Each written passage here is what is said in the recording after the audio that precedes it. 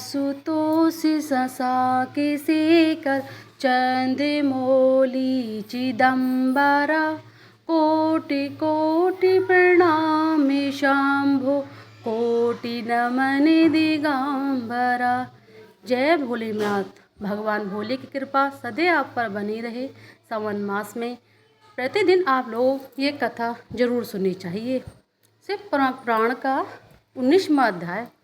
शिव जी ने विश्वा से कहा, आप इस तपस्या को छोड़कर अपनी इच्छा अनुसार वर मांग लो।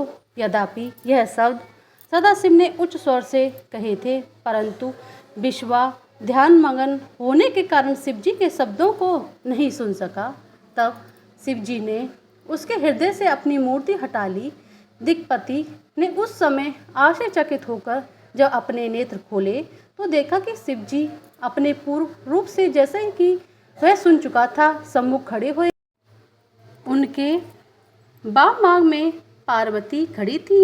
यह देखकर वह अत्यंत प्रसन्न हुआ, परंतु अत्यंत प्रकाशवान तेज को देखने की शक्ति न होने के कारण उसने अपने नेत्र बंद कर लिए। फिर इस प्रकार कहा, हे नाथ, मुझे आप अपने चरण दिखा दीजिए तथा ऐसी शक्ति दीजिए जिससे मैं आपके दर्शन कर सकूं। मैं इसके अतिरिक्त और कुछ नहीं चाहता हूं, क्योंकि संसार में इससे अधिक और कोई पदार्थ नहीं है। दिक्पति यह कहकर चुप हो गया। शिव जी उसके वचनों को सुनकर अत्यंत प्रसन्न हुए। उन्होंने दिक्पति को अपने स्वरूप को दर्शन प्राप्त करने की शक्ति प्रदान की तथा अपने हाथों से उसके हाथ पकड़ लिए। सर्वप्रथम दिक्पति ने नेत्र खोलते ही शिवरानी को देखा और कहा, यह देवी कौन है? इनका बड़ा सौभाग्य है जो ये शिव जी के इतने निकट रहती हैं। इनके पुण्य, प्रेम और तथा माता पिता को धन्य हैं। उसने यह बात बारंबार कही तथा शिवरानी को प्रत्यक्ष कुदृष्टि से देखा। इससे उसकी आंखें तुरंत फूट गईं। उस समय देवी ने क्रोधित होकर कहा, यह तपस्वी कुदृष्टि रखने वाला है, इसी से इसे कष्ट मिला है। यह ऐसे व्यंग वचन कहकर मुझे अपनी स्त्री के समान देखता है। शिवरानी बोली, यह शिव, यह आपका कैसा भक्त है? ये वचन सुनकर शिव जी हंसते हुए बोले, हे देवी, इसने छल का त्याग कर ऐसा तप किया है जो प्रत्यक्ष है। तुमको मेरे साथ देखकर तुम्हारे भाग्य को अपने से अधिक जानकर इसने सराहना की है। यह कुदृष्टि से नहीं देखता। इसके पश्चात शिव जी दिक्पति से बोले, तुम्हारी जो इच्छा हो मांग लो। हमारे आशीर्वाद से तुम समस्त निधियों एवं संपूर्ण राजाओं के स्वामी होंगे। तुम्हारे अधीन विद्याधर, यज्ञ तथा किन्नर रहेंगे। तुम्हारी जो गुप्त इच्छा है हम उसे भी जानते हैं। अस्तु, हम मित्र होकर तुम्हारे ही निकट रहेंगे, अर्थात कैलाश पर्वत पर निवास कर तुमसे अत्यंत प्रेम रखेंगे और तुम्हारी हर कठिनाई को दूर करते रहेंगे। अब तुम शिवरानी के चरणों में गिरकर इनसे क्षमा मांगो, क्योंकि यह तुम्हारे माता हैं।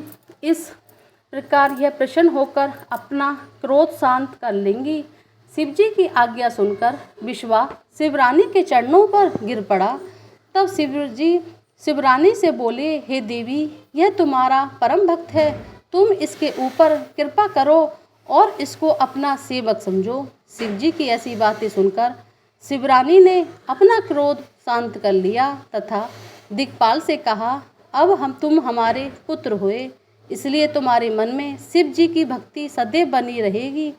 तुमको शिव जी ने जो वरदान दिया है वह सत्य है। तुम मेरे स्वरूप की इच्छा करके अपने मन में भय नहीं लाओ, इससे तुम्हारा नाम कुबेर होगा। तुमने जिस शिवलिंग की स्थापना की है वह सिद्धि प्रदान करने वाला होकर तुम्हारे ही नाम से प्रसिद्ध होगा। वह संपूर्ण पापों को नष्ट करके मुक्ति देगा। जो कुबेश्वर महादेव के दर्शन करेगा वह थोड़ी सी भक्ति में भी तपस्या का फल प्राप्त कर लेगा। यह कुबेश्वर महादेव विश्वेश्वर की दाहिनी ओर हैं, जिनकी पूजा करके लोग अत्यंत आनंद प्राप्त करते हैं। शिव और शिवरानी दिक्पति को यह वर देकर तथा यह कहकर कि हमारे आने की प्रतीक्षा करना अंतर्ध्यान हो गए। दिक्पति भी अपने घर को लौट आया। शिव जी की कृपा से उसने बहुत धन प्राप्त किया। फिर वह अलकापुरी का राजा होकर तथा शिवमित्र उपनाम पाकर शिव का कोषाध्यक्ष हुआ। तब से वह सदैव शिव की भक्ति में संलग्न रहता है।